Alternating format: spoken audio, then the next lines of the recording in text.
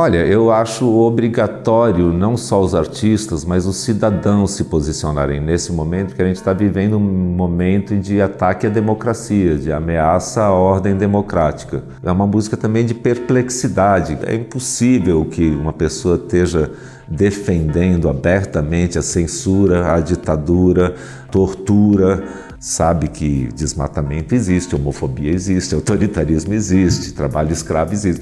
Eu acho que a cultura está sendo ameaçada sim, e não só a cultura, acho que os saberes, a cultura, a educação, a pesquisa científica, né? Aquela coisa, polícia para quem precisa, polícia tem que defender o cidadão e não ameaçar.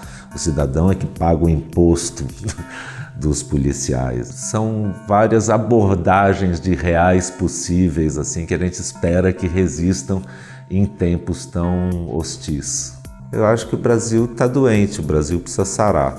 E aí, galera, eu sou Arnaldo Antunes, acabei de lançar um novo disco que é o Real Resiste e estou numa entrevista aqui para vocês do Nexo.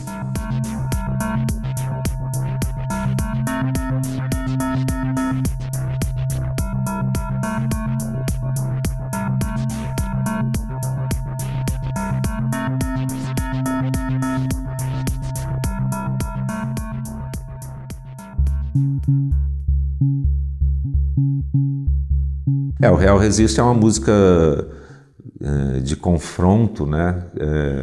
Mas é uma música também de perplexidade. Como você vê, é impossível que uma pessoa esteja defendendo abertamente a censura, a ditadura, a tortura. Então é isso, é uma música que fala disso. Ao mesmo tempo, ela é otimista, porque ela acredita nesse real, que são as pessoas que, de alguma forma, têm que continuar acreditando que é possível você ter o seu direito civil, seu direito humano, sua casa, seu trabalho, seu direito trabalhista, sua dignidade, sua civilidade na convivência com as pessoas diferentes. Que a gente acredita nisso, né? Nas pessoas reais que respiram, comem, né? Fazem sexo e... Ao mesmo tempo, tem uma outra leitura dessa música, que é o fato de você falar que essas coisas todas não existem. Isso é, de certa forma, uma leitura irônica do que a gente vê acontecer com os nossos governantes o tempo todo mentindo. Na verdade, não são fake news, são mentiras. Eu gosto que se use o termo...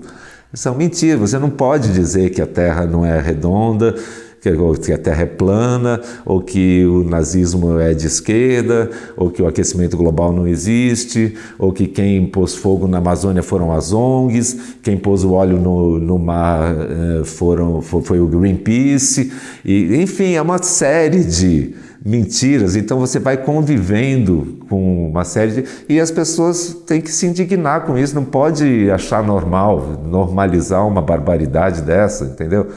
Então essa coisa de brincar com o que é verdade, o que não é, o que é real, o que não é, de dizer, é óbvio, né, que a gente sabe que desmatamento existe, homofobia existe, autoritarismo existe, trabalho escravo existe, mas ao dizer não existe, de certa forma, é uma inversão desse ambiente mentiroso em que a gente está afundado, entendeu?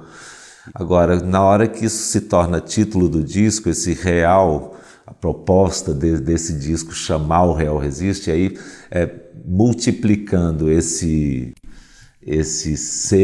real que resiste mais coletivo que tem na canção O Real Resiste, multiplicando para outras formas de indivíduos e de realidades, né, humanas, como, por exemplo, a coisa da cultura logo na faixa que abre o disco, que é uma homenagem para o João Gilberto, a coisa do amor, como na segunda canção de Outra Galáxia, a coisa contemplativa da natureza, como Luar Arder, a relação com a morte, como termo morte, a relação do amor de pai e filho, né?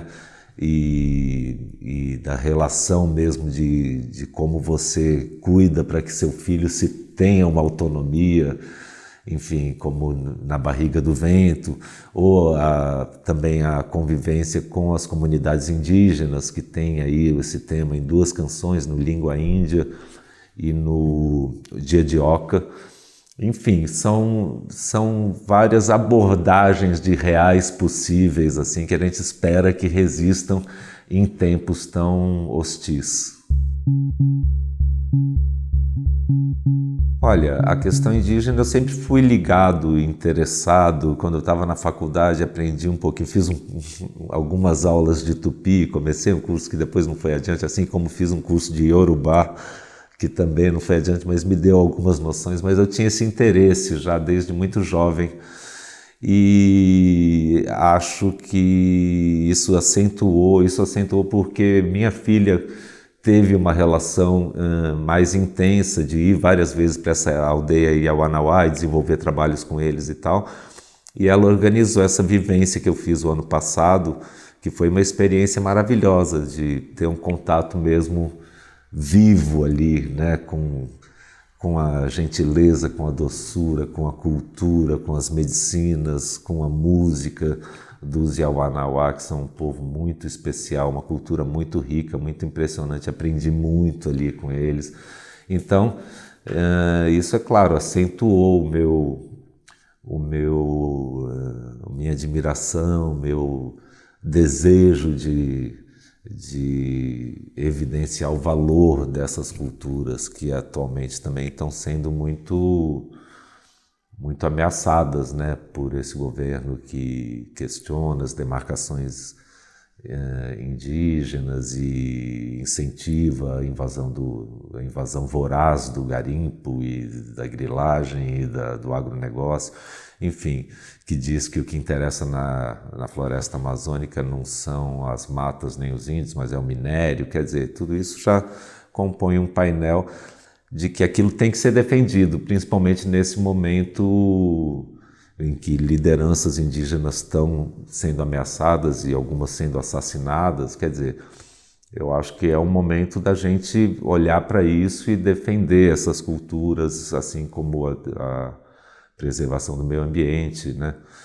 E mais do que nunca está necessário, porque os índios também são os que preservam a floresta para nós todos do planeta.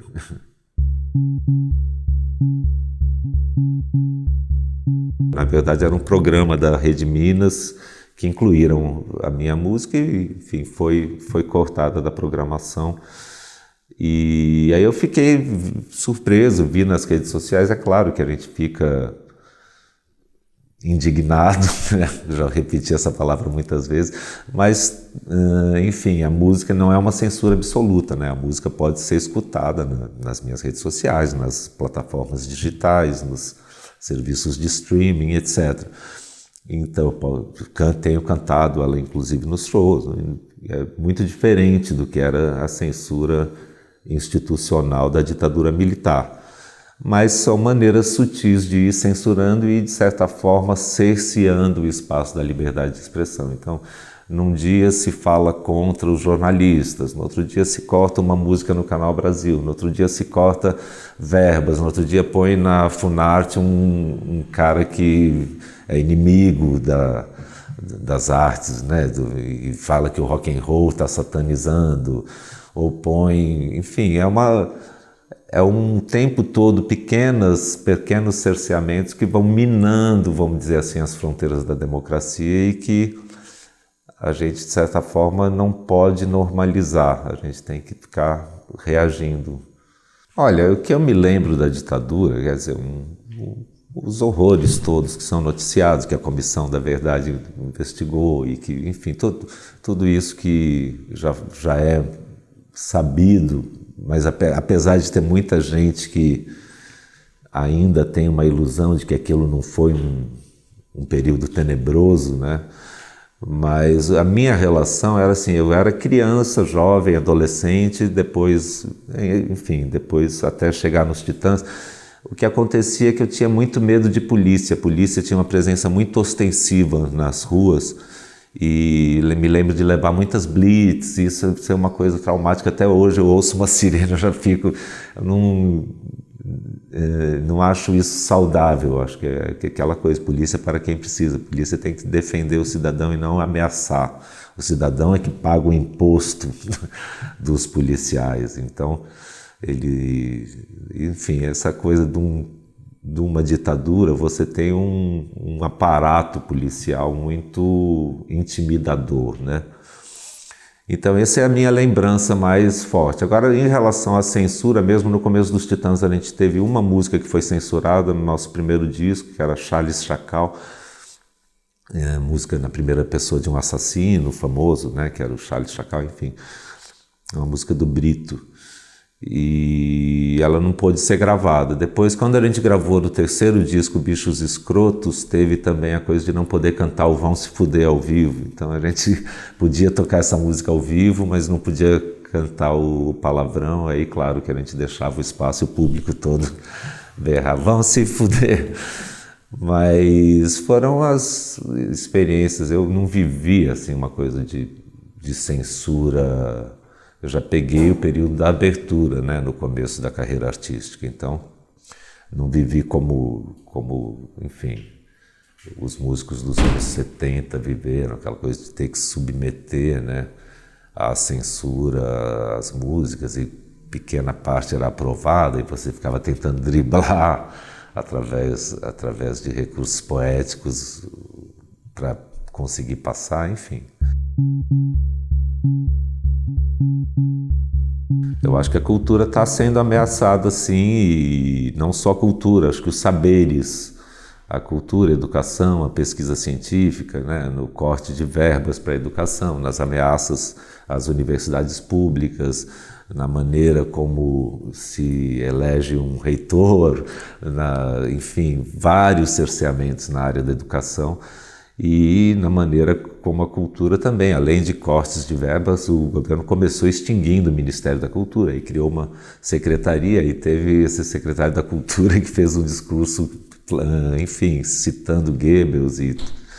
Então, é uma série de coisas. Você pega os cargos todos de direção das entidades culturais, estão todos sendo tomados por pessoas alheias à cultura, não são do meio da cultura, são do meio militar ou religioso ou, enfim, burocrático. Eu não vejo afinidade com a cultura e vejo esse cerceamento, né, que vem acontecendo de muitas formas, sob ameaças verbais, mas também ações que vão, de certa forma, mudando os critérios de seleção de projetos que podem ser patrocinados, né, ou por Lei Rouanet, ou pela Ancine, enfim. Tudo isso vem cerceando de um jeito ameaçador. E, enfim, eu espero que o real resista. Olha, eu acho obrigatório não só os artistas, mas os cidadãos se posicionarem nesse momento, porque a gente está vivendo um momento de ataque à democracia, de ameaça à ordem democrática.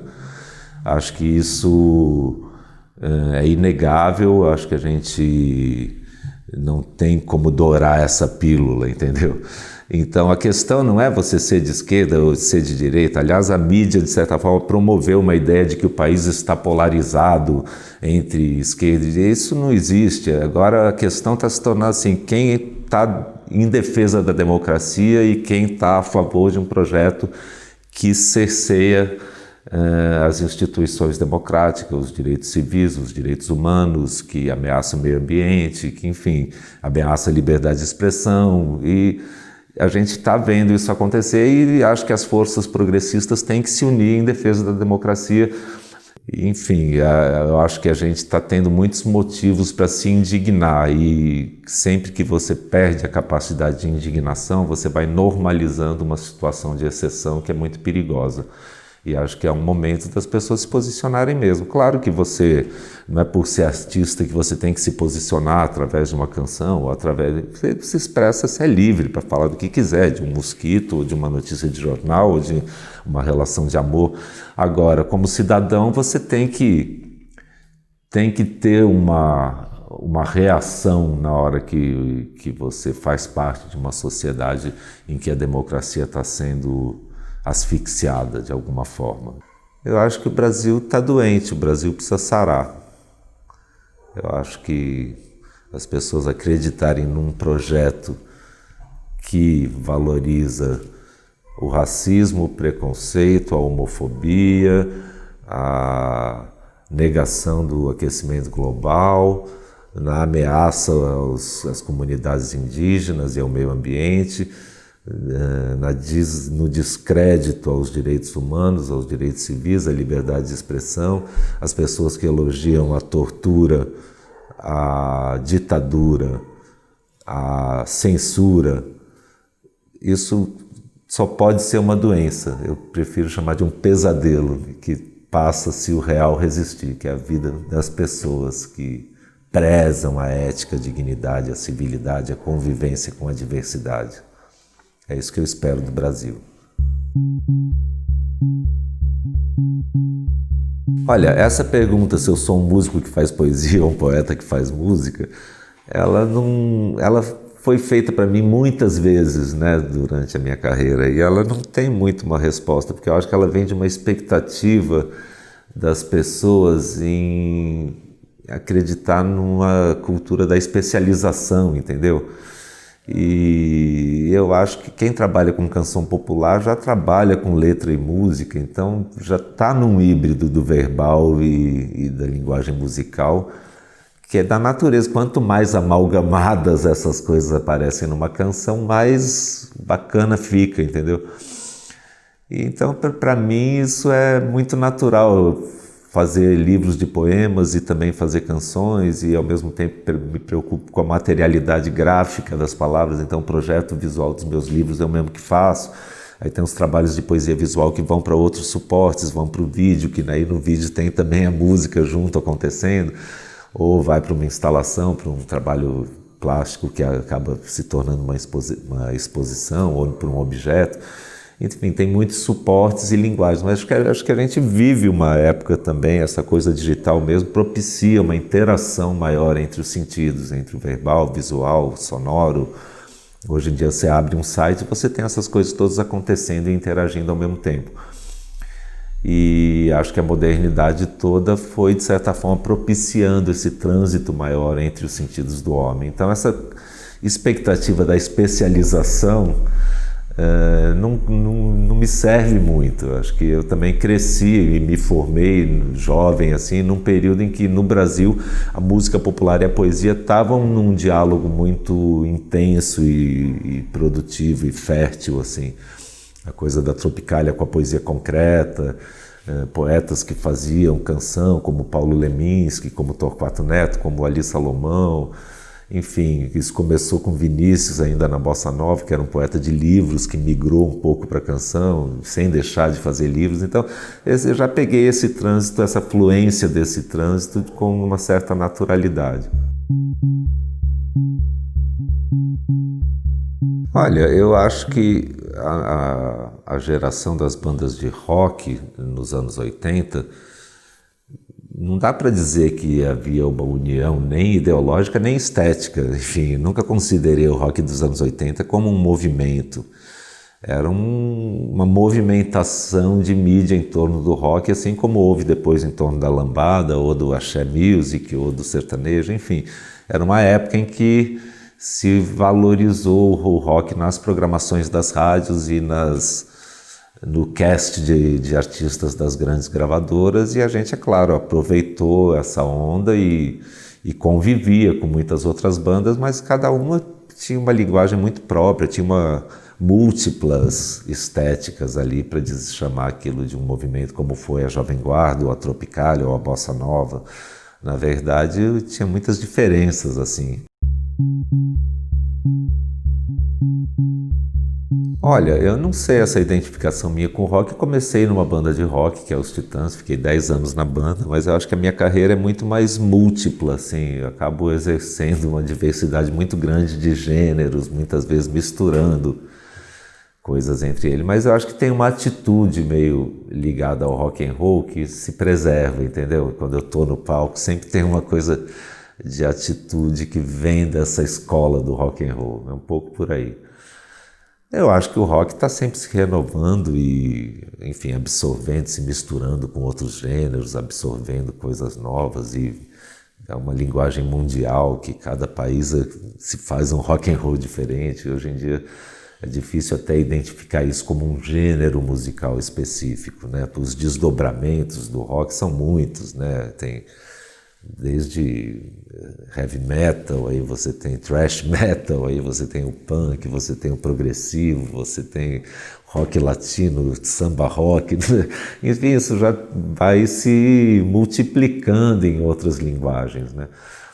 Mas eu acho que tem uma fênix aí, a capacidade de renovação é muito grande.